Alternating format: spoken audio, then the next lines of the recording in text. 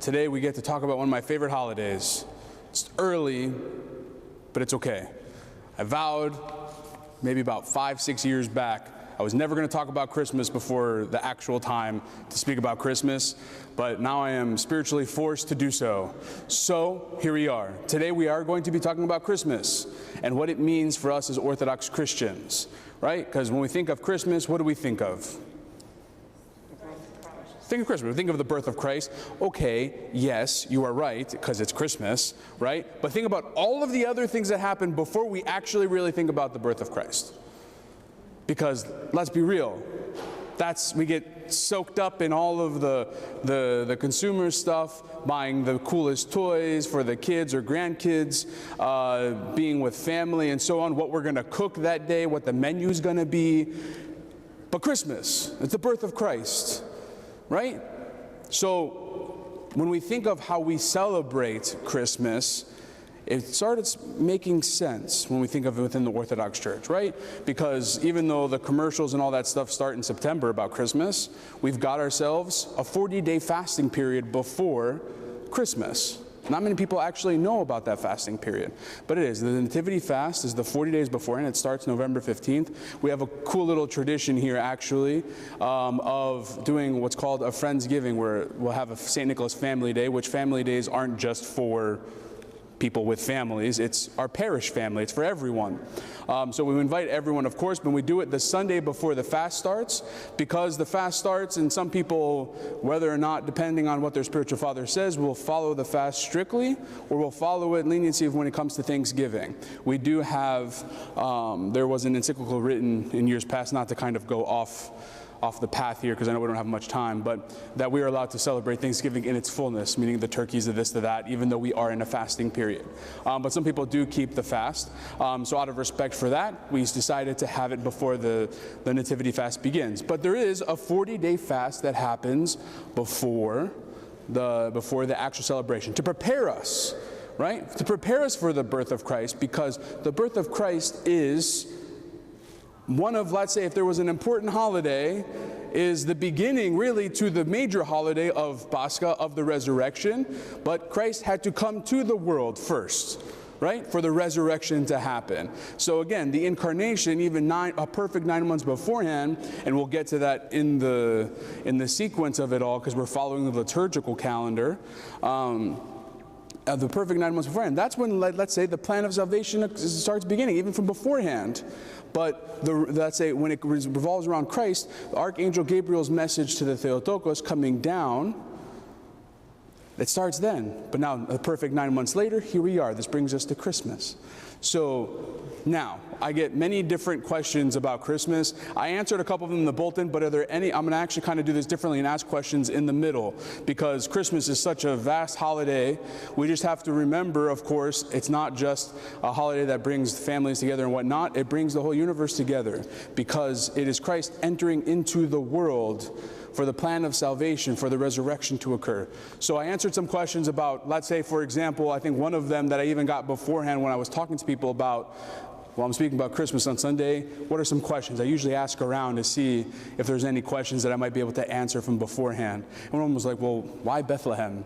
And that being that there was actually at that point a census. There's actual historical proof that Christ existed into the world, that Joseph and Mary were real, actual people, and not like some conspiracy theory. It's actually real. They existed. Christ existed in the world. There's a census. And so they were making their way down to Nazareth, and because everyone was called to go back to the cities of where they came from to essentially, for lack of better terms, register. So they were able to go and travel there and be able to register, and then go back on their merry way wherever they were in their travels. Well, on their way, they had to stop in Bethlehem because Christ eventually decided to enter into the world. So with that, that answers that question. Are there any questions that, let's say, weren't one of the two that I answered on the bulletin? Any questions about Christmas? Yes? The fasting begins up the 40 days before, and so November 15th is as the actual date. That's when the day begins, and this is actually a more lenient fast. It's not like the fast before Pascha.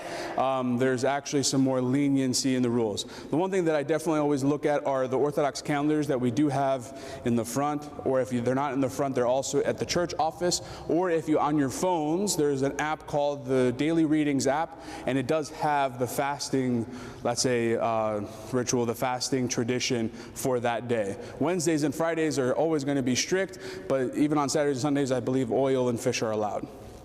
That's more lenient, whereas in the fast before Pascha, it's very strict all the way throughout. Any other questions about Christmas? November 15th. So it's coming up, a couple weeks.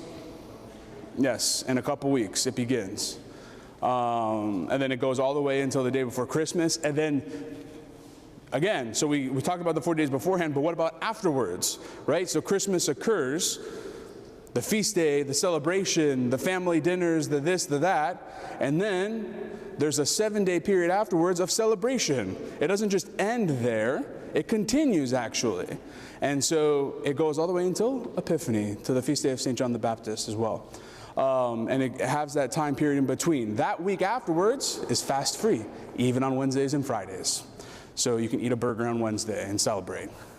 So that's there. Yes? Okay. Is it just me? It's the thing about fasting is you have to speak to your spiritual father. That's the way I explain it. So whether that's us or someone that you have, if you would like to speak about more on fasting in detail, primarily to you, I would be more than glad to. But I don't just blanket statement fasting rules, because it's really primarily with the relationship of your spiritual father. Of course, the general fasting rules are the Wednesdays and Fridays, no meat, no dairy, no wine, no oil. But sometimes we have to ease people into the traditions of fasting and the discipline of fasting. But to go back to Christmas, we can call it one of two things, right? We say Christmas, and I've been saying Christmas a lot because that's the name that many people recognize. But there's many different ones. I also said the word nativity. That is more of the historical time that pinpoint in time that we use. And then there's the term incarnation, which really signifies the spiritual significance of the feast, of God so loving the world to bring his only begotten Son into the world for our salvation. That's when you hear of the incarnation, and of St. Gregory of Nazianzus, who is one of our early church fathers, who spent very much time in, let's say, correspondences back and forth, and then also has a whole decree, let's say, there's a whole book that's translated into the English that's actually sold at our bookstore. It's a great resource to have because it gives us a greater understanding of the spiritual significance of Christmas, of Christ coming into the world for the plan of all of our salvation. When you think of what that plan is, you have to almost go all the way back to the beginning. You have to go all the way back to Genesis, the creation of the world, where Adam and Eve were in the kingdom of heaven, were in the Garden of Eden. And then eventually, we all know, ate from the tree of knowledge, and evil, temptation, knowledge entered into the world at that level. And sometimes we think of, well, why was this needed? Why was Christmas, and not to say why is Christmas important, because I think we know that, but why is all of this needed? Well, let's just say God didn't want his creation to no longer fall to death and sin. As you see in the bulletin as I wrote it. He doesn't want them to no longer fall into sin, that fall into temptations, and then fall into that death. So he conquered death by dying, and then allowed us, his creation, again to have eternal life, to return to eternal life is what I was trying to say. So it gives us that opportunity to see in a big picture to be in awe of the power of God, to be able to see his love, his mercy for his creation, to be able to come down in the form of the human, right? Because Christ is God, he's one of the Trinity. It allows us to be in his presence and see his earthly self, to be able, because Christ is fully human and fully divine, right? Christ was born into the world, he did all the things, the commandments, the rules, the laws, the this, the that, but there is that aspect of his divinity, making him, of course, him being God, had his divinity in its entirety, which is part of our doctrine. So there's a large importance of the day, not merely just, of course, the typical celebrations of Christmas. Any other questions? Yes? Easter, it's not a floating holiday, but it depends on the old calendar.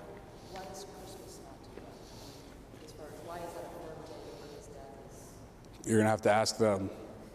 I wasn't there when they decided. No. Well, truthfully, what I believe occurred, and I will have to look into it, is the Annunciation celebration was paired up with was also is March 25th, also fixed, and just a perfect 9 months. So those are the two things where where there are some fluctuating holidays depending on it. But even though it's such a big holiday, for example, the Annunciation, and I think always falls within Lent sometime. It just depends on which Sunday or which day it falls within. It's that perfect 9 months beforehand. Because I mean, we don't necessarily know. You will see some type of like historical value of like, he was born in October or whatever it is, and we just merely assigned it. I'd have to look into that, of course, to the specific date of December 25th. But again, it's the importance is the perfect 9 months. In between. Good question. Any other questions? Timekeeper? Now. Perfect timing. I know we were a little cut short today, and I know there's plenty of questions, and when it comes time again, don't worry, we'll answer them. And if there's any other questions, please, at the front where the candles are, there are sheets for you to be able to write down questions. And right now we're doing a series of the feast days, but that doesn't stop us from being able to, when we finish this series, the end of the year, early next year, that we'll be able to continue going on with your questions. God bless you all, and have a wonderful day.